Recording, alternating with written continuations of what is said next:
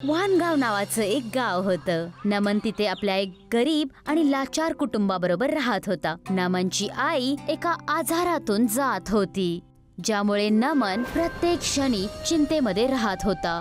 आईच्या आजारामुळे नमन आपलं शिक्षण पण पूर्ण नाही करू शकला. आई, मी विचार करत आहे की काही दिवस शहरात जाऊन काही नोकरी शोधतो. तोपर्यंत तुम्ही तुमचं लक्ष ठेवा. एखाद्या वेळेस बाबा आपल्याला तिकडे भेटतील. बाळा, तुझ्या वडिलांना हरवून 25 वर्ष झाले आहेत. तू किती वेळा शहर जाऊन शोध घेण्याचा प्रयत्न केला आहेस, पण त्यांच्याबद्दल काहीच कळालेलं नाहीये. आता त्यांची अपेक्षा करणं चुकीचं आहे. आई, मला पूर्ण विश्वास आहे. बाबांना मी यावेळेस जरूर शोधून काढेल. तुला माझ्या आरोग्याबद्दल बरंच माहिती आहे. मी एकटी ह्या झोपड्यामध्ये नाही राहू शकत. मी पण तुझ्या बरोबर येणार आहे. जे पण होईल आपण एकत्र बघून घेऊ. माई लेक दोघंही आपलं सामान बांधून शहरसाठी निघून गेले होते. काहीच दूर चालल्यानंतर नमननं बघितलं की त्यांच्याकडे ठेवलेलं पाणी संपलं होतं. मला खूप तहान लागले बाळा, कुठून तरी पाणी घेऊन ये, नाहीतर मी चक्कर येऊन पडून जाईन. तुम्ही इथेच बगीच्यामध्ये बाजूला बसा. तोपर्यंत मी पाणी घेऊन येतो आणि लवकर येतो. तुम्ही चिंता नका करू. बाळा, जेवढा दिलासा तू दिला आहेस ना, त्याच्यामध्ये तर तू पाणी घेऊन आला असतास. जा आणि पाणी घेऊन ये. नमन जवळच्याच गावात पाणी शोधण्यासाठी निघून जातो, पण तिथे त्याला फक्त सगळीकडे रिकामे रस्ते आणि झाड दिसतात. आणि त्याच रस्त्यांवर त्याला एक घर दिसतंय, जे एकदम डोंगराच्या मधोमधी होतं. त्या घराला बघून नमनच्या चेहऱ्यावर आनंद पसरतो. तिथे एक घर दिसत आहे. मला तिथे जाऊन बघावं लागेल. बस पाणी भेटलं पाहिजे. नमन त्या घरामध्ये जातो आणि जाऊन ते दरवाजा खटखटवतो. कोणी आहे? कोणी आहे? इथे कोणी आहे? माझी आई तहानेने व्याकुळ होत आहे. कृपया करून माझी मदत करा. दरवाजा उघडा. मला तुमची मदत पाहिजे. हां, थांब बेटा, मी आलो. त्या म्हाताऱ्या माणसाने दरवाजा उघडला आणि मटक्यामधलं पाणी एका ग्लासमध्ये घालून त्याला दिलं. चल लवकर चल. माझ्याजवळ हे पाणी ठेवलेलं आहे. मी त्यांना पाजेल. सोबतच मी काही जांभूळ पण घेतलं. तू त्यांना जांभूळ खाऊ घालून पाणी पाज. ते आपोआप ठीक होऊन जातील. जसं तुम्ही म्हणताल. हे जामून मला द्या. मी तिथे तुमच्या आधी पोहोचवून देतो. नमन त्या माणसाकडून सगळ्या वस्तू घेऊन आपल्या आईकडे पोचतो. पाणी पाणी पाणी, लवकर पाणी घेऊन ये बाळा. आई, तू चिंता नको करू. हे घे पाणी. मी घेऊन आलोय आई. त्याच्या आधी हे जांभूळ खाऊन घे. ते जांभूळ खाऊन नमनची आई एकदम निरोगी झाली, जे पाहून नमन एकदम हैराण झाला. आई, तू तर एकदम बदलली आहेस. हे सगळं काय आहे? मी तुला एवढं स्वस्थ आणि तंदुरुस्त कधीच नाही बघितलं. मला स्वतः काही समजत नाहीये. मी अशी अचानक बरी कशी झाले? तुला हे जांभूळ कुठं मिळाले? आणि त्या जांभळांचा स्वाद कधीतरी खाल्ल्यासारखा वाटला. तोपर्यंत अचानक तिथे तो शंकर येतो, ज्याला बघून नमनची आई सुकन्या एकदम हैराण होऊन जाते. तुम्ही इथे? नमन, अरे हे तर तुझे बाबा आहेत, ज्यांना शोधायला आम्ही शहरमध्ये चाललोय. बाबा, तुम्ही मला का सोडून गेला होतात? मी तुला सगळं खरं बरोबर सांगतो. त्यावेळेस गावामध्ये पूर आला होता. जवळचाच एक डॅम उघडल्यामुळे सगळं पाणी गावामध्ये आलं होतं. अरे शंकर, लवकर आपल्या परिवाराला उचलून त्यांना नातेवाईकाकडे पाठवून दे. डॅम उघडल्यामुळे या गावामध्ये पाणी आलंय. आता लवकरच सगळं गाव बुडून जाईल. हे तू बरोबर बोलला भाऊ. मी आता असंच करतो. त्यावेळी शंकरनी एकदम तसंच केलं. आपल्या मुलाला नमन आणि स्वतःच्या बायकोला सुकन्याला पाहुण्यांच्या घरी पाठवून दिलं. तू आता बुडलेल्या या गावामध्ये परत नको येऊस. मी तुझ्याकडे लवकरच येईल. तुम्ही लवकरात लवकर आमच्याकडे या. मी तुमच्या यायची वाट बघेन. बस नमनची काळजी घे जरा. त्याच्यानंतर मी बातमी ऐकली की रस्त्याने जाणारी बस दरीमध्ये कोसळली आणि मी विचार केला की मी माझा परिवार गमावला आहे आणि या जागेवर येऊन राहायला लागलो. मी आज खूप खुश आहे. माझा परिवार एकदम व्यवस्थित आहे. तुमचा परिवार व्यवस्थित बिलकुल नाहीये. मी तुमच्या प्रेमाला तरसलो आहे. आणि तुम्ही आहे की इथे जामून खात आहात. लाज वाटली पाहिजे तुम्हाला. गप बस नमन. बाबांची कोण अशी बोलतय का? आवाज वाढवू नकोस. भाग्यवान भलं हो त्या देवाचं ज्यानं मला ह्या माझ्या परिवाराला भेटवलं. तू दिलेलं जांभळाचं झाड आज खूप मोठं झालंय. मी त्याला सांभाळून वाढवलं. ते काही असं तसं जांभळाचं झाड नाहीये. त्याच्यामध्ये खूप साऱ्या शक्ती आहेत. मला काही समजलं नाही. हे कसं जांभळाचं झाड आहे? याने काय होतं?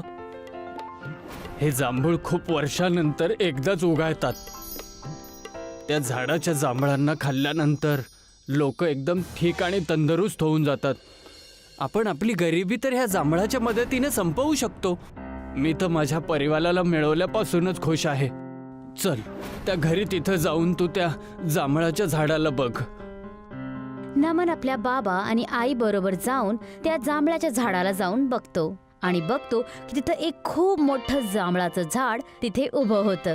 जे बघून तो खूप खुश होऊन जातो. ते पूर्ण झाड जांभळांनी भरून गेलं होतं. आई, या जांभळापासून आपण बेसहारा लोकांना ठीक करून टाकू कमी पैशामध्ये. बेटा, तुझे विचार नेकीचे आहेत, पण इथले लोक खूपच बेसहारा आणि गरीब आहेत. तुझे जांभूळ नाही विकत घेणार, पण यामुळे तू अजून एक काम करू शकतो. बाबा, काय मी बिर्याणीचं दुकान उघडू शकतो? हा जंगली एरिया आहे. आपण थोडंच दूर गावामध्ये चाललं जाऊ आणि तिथे जाऊन आपण आपलं बिर्याणी विकायचं काम चालू करू. तू असं जरूर करू शकतो. काहीच दिक्कत नाहीये. तू असंच कर. नमननी बिर्याणीचा ठेला उघडला आणि मग जवळच्याच गावी जाऊन बिर्याणी विकू लागला. बिर्याणी, गरमागरम बिर्याणी. जो खाईल त्याचा दिवस बनून जाईल. बिर्याणी, गरम गरम बिर्याणी. सुगंध तर खूप छान येत आहे. कितीचं दिलं भाऊ? हां, फक्त 50 रुपये आणि ते पण पोटभर. अरे वा, हे तर खूपच स्वस्त आणि चांगलं आहे. दे दे, माझ्या परिवारासाठी पूर्ण 200 रुपयाचं दे. जी. अशीच नमनची बिर्याणी खूप जास्त चर्चामध्ये येऊ लागली. काही दिवस निघाले होते. नमन पूर्ण मेहनतीनं आपलं काम करत होता आणि आपल्या आई वडिलांची सेवा पण करत होता. ह्या गोष्टीने त्याचे आई वडील दोघेही खूप जास्त खुश होते.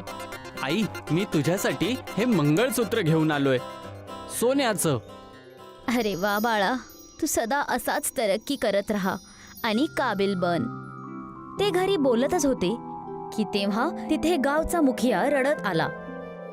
शंकर, शंकर, अरे शंकर, आपल्या गावाला वाचव. माझ्या गावाला वाचव. खूप समस्या चालू झाली आहे. थांब जरा, श्वास घे. सांग मला काय झालं. अशी कोणती समस्या झाली आहे? तू एवढं पळत पळत एवढं दूर आलायस. माझ्या गावात एक समस्या आली आहे. गावातले सगळे व्यक्ती बिमार आहेत. गावामध्ये एक बिमारी आल्यामुळे सगळे गाव पूर्ण आजारी पडले. मी गावापासून बाहेर होतो म्हणून मी वाचलो. माझा परिवार सुद्धा त्या आजारपणामध्ये गेलाय. पण या बिमारीबद्दल तू कोणत्या डॉक्टरला किंवा वैद्याला का नाही सांगत आहे? त्या समस्येला घाबरून एवढे लोक परेशान आहेत की मी काय सांगू तुम्हाला. बाबा, आपण त्यांची मदत जादुई जामूनपासून करू शकतो. आपण त्याला बिर्याणीमध्ये मिसळून त्यांना खाऊ घालू शकतो, ज्यामुळे ते एकदम तंदुरुस्त होतील. अशामध्ये आपल्याला त्यांना ती जांभळं खाडवायला पाहिजे. नाही आई, त्या गावामध्ये आपली बिर्याणी खूप विकली जाते आणि या जादुई बिर्याणीबद्दल त्यांना कळणार पण नाही आणि ते एकदम तंदुरुस्त होऊन जातील. नमन बिलकुल ठीक बोलत आहे. आपल्याला असंच करायला पाहिजे. बेटा, फक्त त्यांना नीट कर. तुला जेवढी रक्कम पाहिजे तेवढी मी देतो. नमननी ते जादुई जांभळं झाडावरून तोडले आणि आपल्या बिर्याणीमध्ये ती जांभळं घातली.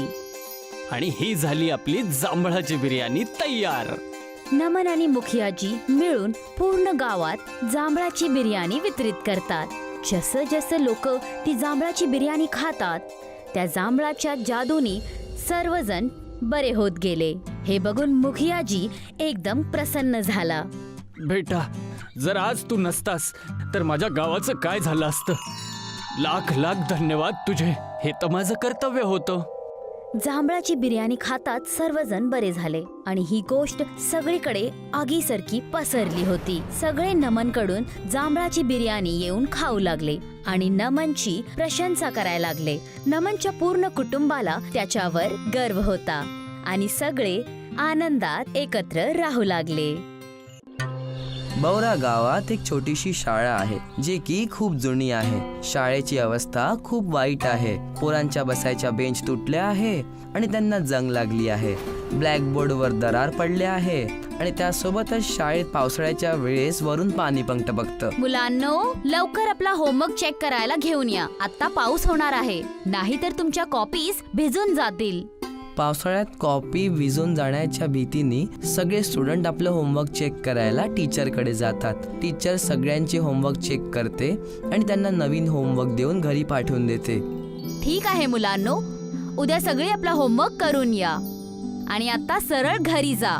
मला कोणीही रस्त्यावर असंच फिरताना दिसायला नको आहे, कारण जोरदार पाऊस होणार आहे आणि पावसात भिजल्यावर तुम्ही सगळे आजारी पडू शकता. ठीक आहे मॅडम, आम्ही सगळे स्कूलवरून डायरेक्ट घरीच जाणार आहे. सगळे स्टुडंट घरी चालले जातात आणि त्यांच्या गेल्यानंतर मॅडम पण सगळ्या शाळेचे दार आणि खिडक्या बंद करून कुलूप लावून आपल्या घरी निघून जाते. मॅडमच्या घरी गेल्यानंतर खूप जोराचा पाऊस पडतो आणि सोबत वादळ पण येतं. वादळच्या चालता शाळेत खाली तुटून पडून जाते. दुसऱ्या दिवशी मॅडम शाळेकडे येते तर बघते की पूर्ण शाळा तुटून पडली आहे. घ्या, आता हेच बघायचं राहिलं होतं. जसं तसं करून आम्ही ह्या स्कूलमध्ये काम चालवत होतो. आता तर ते पण नाही राहिलं. आता मी मुलांना कसं शिक्षण देईन? टीचर गावाच्या मुखियाकडे जाते आणि त्यांना याच्याबद्दल सांगते. मुखियाजी, आमचं स्कूल तुफानमुळे तुटून गेलं आहे. आम्हाला स्कूलसाठी नवीन बिल्डिंगची गरज आहे. काय तुम्ही आमची जराशी मदत करू शकता? माझ्याकडे तर इतके पैसे आहे नाही की मी नवीन शाळा बनवू शकू. पण आपण सरकाराकडून शाळा बनवायसाठी अर्जी देऊ शकतो. तू एक अर्जी लिहून दे, मी त्याच्यावर सही करून गाव प्रधानची मोहर लावून कार्यालयामध्ये जमा करून टाकील. ठीक आहे? टीचर शाळेची बिल्डिंग बनवण्यासाठी एक ॲप्लिकेशन मुखियाला देते. मुखिया त्यावर मुख्य प्रधानची मोहर लावून त्याला आपल्या जवळच्या सरकारी विभागात जमा करून टाकतो. काही दिवसात एक सरकारी इंजिनियर ह्या शाळेचा नक्शा बनवण्यासाठी आणि जागेचा मुआयना करायसाठी गावात येतो. हे घ्या, मी नवीन शाळेचा नक्शा बनवून टाकला आहे. मी याची कॉपी ऑफिसमध्ये जमा करून टाकला. जसे सरकारकडून बजेट पास होईल, मी शाळेत बनवायचं काम सुरू करून टाकील. टीचरनी शाळेचा नक्शा दिल्यानंतर इंजिनियर तिकडे निघून जातो आणि सरकारी ऑफिसमध्ये शाळेचा नक्शा देऊन देतो आणि सरकारी अफसर त्यावर काहीच लक्ष देत नाही आणि खूप वेळ गेल्यानंतर पण शाळा बनण्याचं काम सुरू होत नाही. किती महिने वाट बघितलो, आता तर 1 वर्ष होऊन गेलंय. अजूनपर्यंत नवीन स्कूल बनायचा संकेत पण नाही आहे. मला तर नाही वाटत की सरकार आमच्यासाठी स्कूल बनवून देणार आहे. टीचर ह्याबद्दल इंजिनियरशी बोलायसाठी त्याच्या ऑफिसमध्ये जाते. या मॅडम, बसा, मी तुमच्याकडेच येणार होतो. सर, ते आमच्या स्कूलच्या बिल्डिंगचं काम कधीपासून सुरू होईल? 1 वर्ष निघून गेला आहे. मुलांच्या भविष्याचा प्रश्न आहे.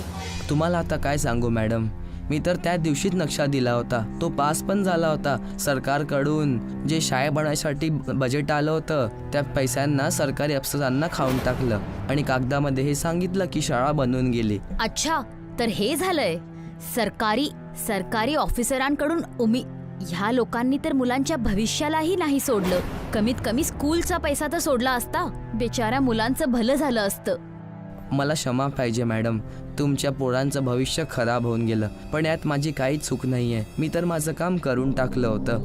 नाही, मी असं सहजपणाने मुलांच्या भविष्याला बुडायला नाही देणार. स्कूलची बिल्डिंग नाही बनली तर काय झालं? मी झाडाच्या खाली मुलांना शिक्षण देईन, पण मी त्यांचं शिक्षण थांबवायला नाही देणार. दुसऱ्या दिवसानंतर टीचर सगळ्यांना एका मोठ्या झाडाखाली शिकवायला सुरू करून देते. सगळे मुलं आपल्या ह्या प्रकारच्या शाळेतून खूप आनंदी होते. पण काही वेळानंतर पाऊस येऊन जातो आणि पोरं पावसापासून वाचायला इकडे तिकडे धावू लागतात. अरे, कुठं निघाला? सांभाळून मुलांनो, पावसात घसरू नका. काही पोरं जवळ पडलेल्या एका खराब रिक्षाच्या आतमध्ये जाऊन बसून जातात. मॅडम पण रिक्षाच्या आत जाऊन बसून जाते आणि समोर ड्रायव्हरच्या सीटवर बसून पोरांना शिकवू लागते. ही तर आपल्याला किती छान जागा मिळाली आहे मुलांनो. आम्ही इथं बसून पण अभ्यास करू शकतो. पण मॅडम, ह्या रिक्षामध्ये तर आपण 4 लोकच अभ्यास करू शकतो. बाकीचे स्टुडंट्स कसं अभ्यास करतील? ह्यावर काही विचार करावं लागेल. मी काही तर उपाय काढते. तुम्ही आजचा तुमचा लेसन पूर्ण करा आणि घरी निघून जा. मी उद्यापर्यंत नवीन शाळेचा बंदोबस्त करते. सगळ्या मुलांच्या गेल्यानंतर मॅडम एका रिक्षा मेकॅनिक जवळ जाते. मला मुलांसाठी एक नवीन स्कूल बनवायचं आहे. काय तू माझी मदत करू शकतोस? मी रिक्षा मेकॅनिक आहे मॅडम, कोणता बिल्डिंग बनवणारा मिस्त्री नाही जे तुमच्यासाठी शाळा बनवून देऊन देईल. मला रिक्षाचं स्कूल बनवायचं आहे, दगडांचं नाही. म्हणून मी तुमच्याकडे आली आहे. रिक्षाची शाळा? पण कशी? मी तर कधीच रिक्षाची शाळा ना आजपर्यंत ऐकली आहे ना बघितलं आहे. पहिल्यांदा तुमच्या तोंडून ऐकतो आहे. मॅडम, मी एक गरीब माणूस आहे हेच बघून तुम्ही माझ्यासोबत गंमत तर नाही करत आहात. आणि जर गंमत नाही करत आहात तर तुम्ही स्वतःच सांगा की रिक्षाची शाळा बनणार कशी? बघ, तिथे खूप वेळापासून खराब रिक्षा पडलेले आहेत. काय तू त्या सगळ्यांना जोडून एक असं स्कूलचं निर्माण करू शकतोस ज्यामध्ये माझे सगळे स्टुडंट एकत्र येऊन अभ्यास करू शकतील? अच्छा, तर अशी गोष्ट आहे. तुम्ही पहिले का नाही सांगितलं? हे तर मी चांगल्यानं करू शकतो. तुम्ही फक्त माझी कमाल बघत राहा. तसं पण खराब रिक्षाला जोडून एक अशी शाळा बनवेल की तुम्ही बघत राहाल. आता तो मेकॅनिक सगळ्या खराब पडलेल्या रिक्षाला एका जागी एकत्रित करतो आणि वेल्डिंग करून जोडून टाकतो. हे घ्या मॅडम, तुमच्या रिक्षा स्कूल चकाचक बनून तयार आहे. शिकवायसाठी ब्लॅकबोर्ड फिट करून टाकला आहे. खूप खूप आभार. तुमचं जे पण बिल झालं आहे ते तुम्ही मला सांगा. मी तुम्हाला पेमेंट करते. कशा गोष्टी करतात मॅडम तुम्ही? तुम्ही तुमच्या पोरांच्या भविष्यासाठी एवढं करत आहात आणि मी इतकं पण काम फ्रीमध्ये नाही करू शकत. आणि तसं पण माझी पोरगी स्नेहा तर तुमच्याच शाळेत शिकते ना. ठीक आहे, मी येते मग. मुलांच्या स्कूलचा वेळ झाला आहे. आता टीचर रिक्षा स्कूलच्या ड्रायव्हिंग सीटवर बसून त्याला चालवू लागते आणि पोरांच्या घरी जाऊन त्यांना पिक करते. एका बाईला रिक्षा चालवताना बघून लोक त्यांची मजा उडवतात, पण टीचर त्यांच्या गोष्टीवर काहीच लक्ष देत नाही. अरे ते बघ, बाई रिक्षा चालवत आहे. आता टीचर सगळ्या स्टुडंटला घरून पिक करते आणि सगळ्यांना रिक्षा स्कूलच्या शाळेत शिकवते आणि सुट्टी झाल्यावर सगळ्यांना घरी ड्रॉप करून देते. सगळे मुलं पण मन लावून अभ्यास करतात आणि एक्झाममध्ये टॉप करतात. हे बघा मुलांनो, आमच्या स्कूल बद्दल न्यूजपेपरमध्ये आर्टिकल आलं आहे. सगळ्यांनी टॉप केलेलं आहे. म्हणून सगळ्या स्टुडंट्सना नवीन क्लासची शुभेच्छा. आता ही गोष्ट सगळ्या जागेवर पसरून जाते की टीचर शाळा नसल्यामुळे रिक्षामध्ये फिरून फिरून पोरांना शिकवते. सरकारच्या कानावर जेव्हा ही गोष्ट पोहोचते तेव्हा सरकार त्या घुसखोर अफसरांना कामावरून काढून टाकते ज्यांनी शाळेच्या बिल्डिंगचा पैसा खाल्ला होता आणि टीचरला त्यांच्या नेक कामासाठी पुरस्कार देऊन सन्मानित करतात.